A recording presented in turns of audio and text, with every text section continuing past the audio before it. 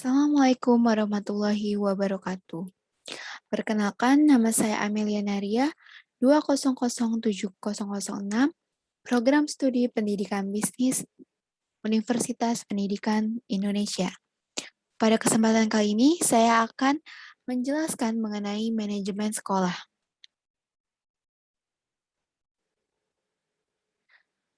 Definisi dari manajemen sekolah. Manajemen sendiri merupakan proses untuk menentukan langkah-langkah secara sistematis yang terpadu sebagai aktivitas manajemen menurut George R. Terry. Selanjutnya, sekolah adalah tempat yang secara profesional dirancang untuk memberikan pendidikan yang bermutu. Maka, manajemen sekolah dapat disimpulkan sebagai kemampuan seseorang agar mencapai tujuan organisasi secara produktif, efektif, dan efisien dalam mengatur pengelolaan sekolah.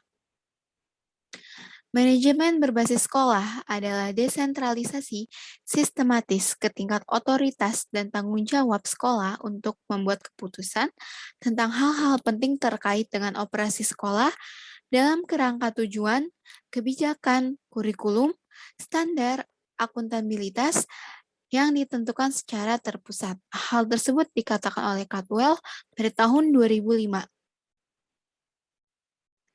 Selanjutnya ada prinsip manajemen sekolah. Prinsip manajemen sekolah yang dikemukakan oleh Douglas yaitu ada memprioritaskan tujuan di atas kepentingan pribadi dan kepentingan mekanisme kerja. Selanjutnya, mengkoordinasikan wewenang dan tanggung jawab, lalu memberikan tanggung jawab pada personil sekolah sesuai dengan sifat dan kemampuannya. Lalu ada mengenal secara baik faktor psikologis manusia, dan yang terakhir ada relativitas nilai-nilai. Fungsi manajemen sekolah yaitu dapat dikatakan untuk memfasilitasi secara keseluruhan proses pendidikan yang sinergis. Tujuan manajemen sekolah yaitu produktivitas, meningkatkan kualitas, efektivitas, dan efisiensi.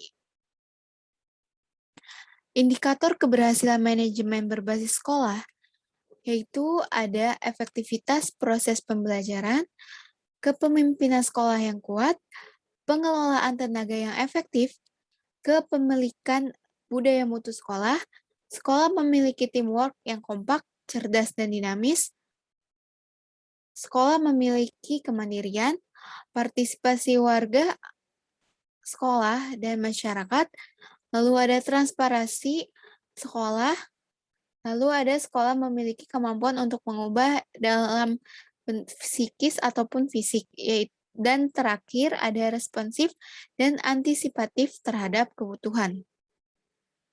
Selanjutnya ada proses manajemen sekolah, yaitu ada perencanaan, yaitu untuk merencanakan dengan membuat target yang akan dicapai serta mengkaji metode atau teknik yang tepat untuk digunakan. Lalu ada pengorganisasian, yaitu berupa mengatur sumber daya manusia dengan tepat agar tercapai tujuan organisasi.